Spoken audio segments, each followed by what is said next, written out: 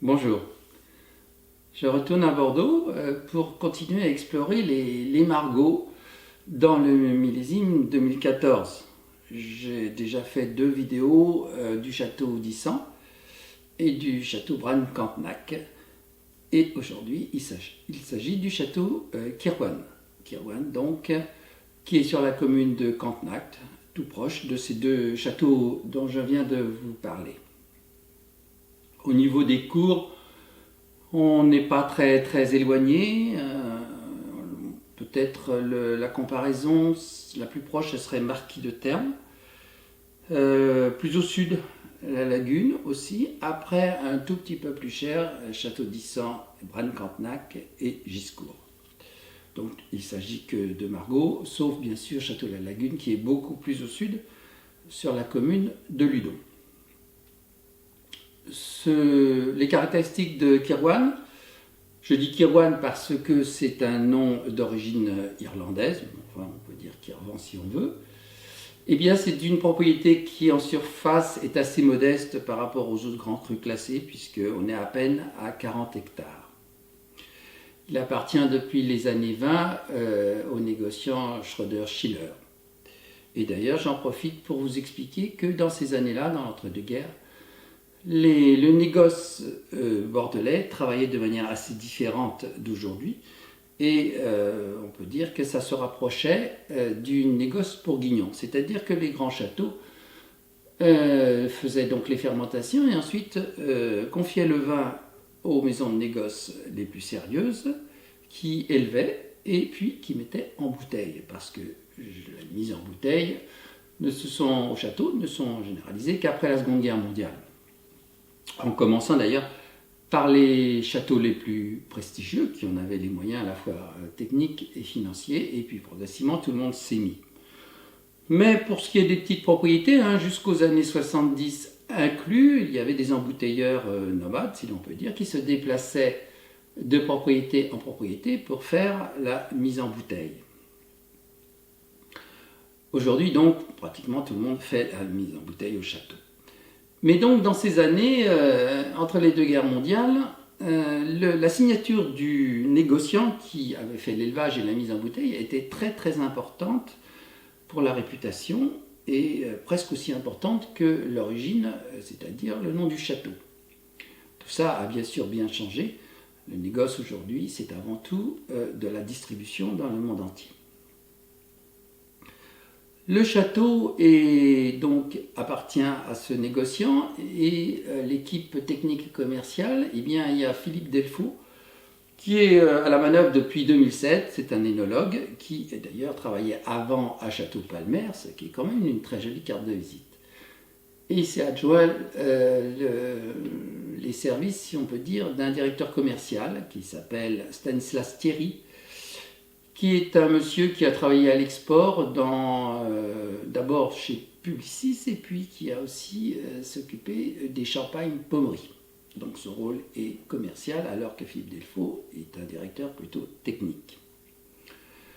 Le vignoble se développe donc sur le plateau de Cantenac et puis depuis quelques années ils ont fait un test de vin blanc comme d'autres bien sûr avec quand même une originalité, c'est qu'ils ont planté du chardonnay sur une parcelle d'environ 1 hectare, sur des sols moins qualitatifs naturellement, sur les palus comme on appelle ça. Qu'est-ce que ça va donner? Là, on n'a pas encore de recul puisque je crois que la première récolte était en 2023. C'est à la fois une orientation commerciale, bien sûr, mais aussi un test pour voir un petit peu ce que ça va donner. Dans ce qu'ils racontent dans les médias, ils ont voulu voir un petit peu ce que donnait donc ce cépage typiquement bourguignon. Ils n'ont donc même pas essayé de faire Sauvignon-Sémillon, ce que font la plupart des gens dans le secteur, puisqu'ils ont existé depuis longtemps, les vins blancs dans le Médoc autrefois. Donc pour l'instant, on ne sait pas trop ce que ça va donner. Philippe Delfaux répond qu'il rêve de faire, bien sûr, un Bourgogne à Bordeaux, ce qui bien sûr doit être pris entre parenthèses, mais on va voir ce que ça donne. Ils ne sont pas les seuls d'ailleurs à faire ce genre d'expérience, je crois que je vous en ai parlé déjà Il y en a qui plantent du chenin, du Val-de-Loire, du vionnier de la vallée du Rhône. Tout le monde essaye de tester un peu ça parce qu'on ignore ce que va donner l'avenir avec le réchauffement climatique et la modification du marché où les vins rouges sont à la peine alors que les vins blancs se portent plutôt bien. Nous allons donc goûter ce château Kirwan en millésime 2014 en vous rappelant que ce millésime a été un peu agité avec un été pluvieux et frais qui était un peu catastrophique et puis un automne magnifique qui a permis de reconcentrer les baies qui avaient été diluées par les pluies.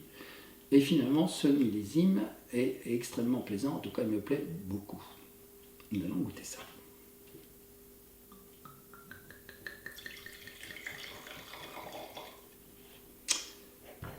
Belle robe, dense.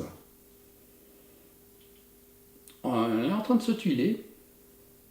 Elle n'est pas complètement. Le nez est d'un fruité très fin. Je dirais sur la groseille.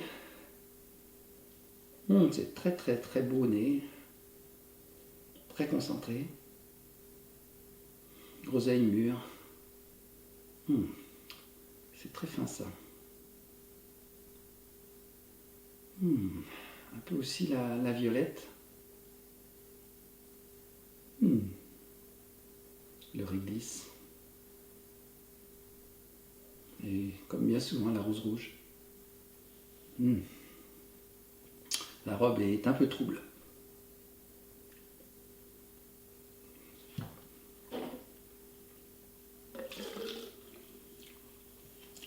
Voilà un Margaux tout en finesse, avec une bonne structure. C'est vraiment, je mettrai un petit peu au niveau du marquis de Terme.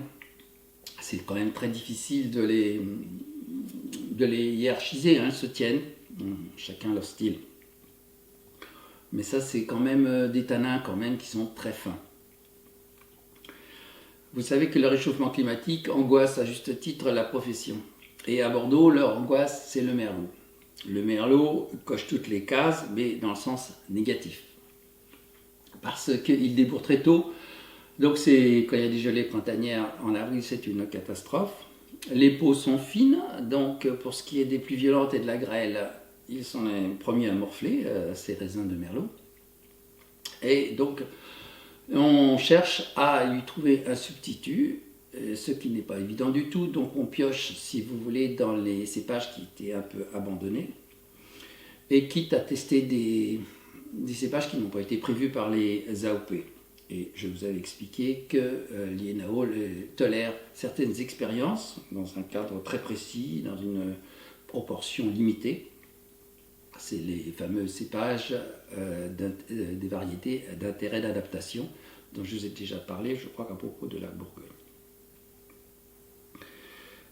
Il faut vous expliquer aussi l'appellation Margaux. On pourrait imaginer que toutes ces appellations ont été créées dans la vague des années 30. Ben non, pas du tout. Margaux, Pauillac et toutes ces Saint-Julien, Saint-Estèphe, ces appellations datent de 1954 dans un contexte très difficile pour le vin. Dans ces années-là, si vous voulez, un grand château bordelais qui était en vente, et ben, il n'y avait pas 10 acquéreurs qui se pointaient, loin de là.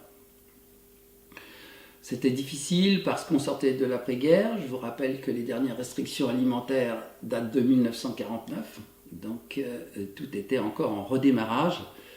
Et puis il y avait encore le plan Marshall qui commençait à se faire sentir, mais c'était quand même pas la gloire. Et puis les vignobles avaient été très maltraités durant la guerre, voire pas traités du tout, parce qu'on manquait de tout, de personnel bien sûr.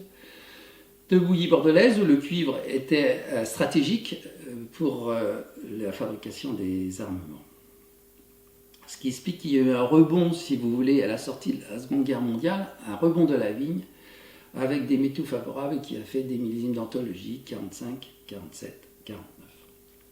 Donc en 1954, dans ce contexte compliqué, la profession a essayé de mettre en valeur ces terroirs remarquables en délimitant des appellations communales. En fait, du point de vue des crus classés, on pourrait dire avec le recul qu'ils n'ont pas gagné grand-chose, parce que quand on voit la carte du Médoc et la situation de tous ces crus classés, qui étaient donc dans l'appellation au Médoc, ça n'apportait pas grand-chose. En revanche, Ça a éclairé, si vous voulez, tous les châteaux en périphérie, donc les crus bourgeois ou assimilés, qui ont bénéficié du prestige de ces appellations. C'est donc une explication de ce succès de ces appellations aujourd'hui. Et puis j'ajouterais qu'en 61, on ne le sait pas trop, mais l'INAO a proposé une révision du classement de 1855 en faisant que 3 classes. Et quand on voit un petit peu ce qu'ils avaient proposé, c'est un peu déroutant. Les premiers restent les premiers, les seconds c'est assez cohérent, et les troisièmes, alors là c'est une liste très très longue où le niveau est très hétérogène, d'autant moins pour nos critères d'aujourd'hui. En revanche, ils avaient déjà intégré les meilleurs crus bourgeois comme Félan, Ségur et Siran. Mais avec nos critères aujourd'hui, on pourrait trouver que ce classement finalement est bien plus faux que le classement de 1855 aujourd'hui. Ce qui explique que finalement il est passé à la trappe et qu'on a touché à rien du tout. Voilà, à bientôt.